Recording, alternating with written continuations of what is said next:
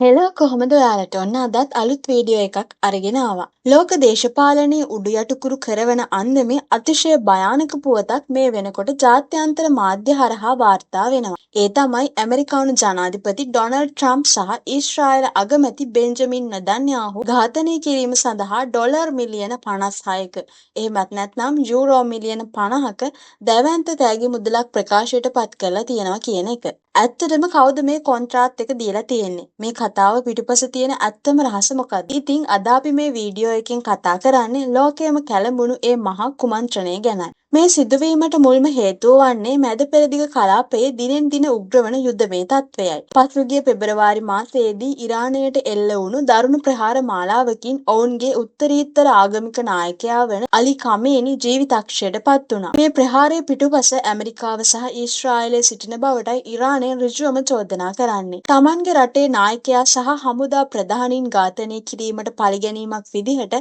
ඇමරිකාවට සහ ඊශ්‍රායලයට අමතක නොවන පාඩමක් උගන්වන්න ඉරානය තීරණය කරලා තියෙනවා. අපිට අහන්න ලැබෙන විදිහට මේක සාමාන්‍ය පාතාල කල්ලියක් දීපු රහසිගත කොන්ත්‍රාත්තුවක් නෙවෙයි. මේක ඉරාන රජය ඇතුළෙන්ම ආපු නිල තර්ජනයක්. ඉරාන පාර්ලිමේන්තුවේ ජාතික ආරක්ෂක කමිටුවේ ප්‍රධානි ඒබ්‍රහීම් අසීසි ඇතුළු මන්ත්‍රීවරු පිරිසක් විසින් අලුත් පනත් කෙටුම්පතක් සූදානම් කරලා තියෙනවා. ඒ පනතට අනුව ඩොනල්ඩ් ට්‍රම්ප් සහ බෙන්ජමින් නෙතන්යාහු යන දෙදෙනාව ඝාතනය කරන ඕනෑම අයෙකුට හෝ කණ්ඩායමකට යූරෝ මිලියන 50ක මුදලක් තෑගි වශයෙන් ලබා දීමට ඔවුන් යෝජනා කර තිබෙනවා. ශ්‍රී ලංකා රුපියල් වලින් බැලුවොත් මේක රුපියල් බිලියන ගණනක අතිවිශාල මුදලක්. මේ නිල දේශපාලන තර්ජනයට අමතරව ඉරානයට සම්බන්ධ විවිධ රහසිගත සන්නද්ධ කණ්ඩායම් සහ හැකර් සංවිධානත් මේ වෙනකොට ක්‍රියාත්මක වෙලා තියෙනවා. විශේෂයෙන්ම ප්‍රසිද්ධ හැන්ඩලා හැකර් කණ්ඩායම සහ ඉරාන අන්තවාදී සංවිධාන විසින් මීට පෙර අවස්ථාවල ඩොලර් මිලියන 25 සිට 50 දක්වා වූ විවිධ ත්‍යාග මුදල්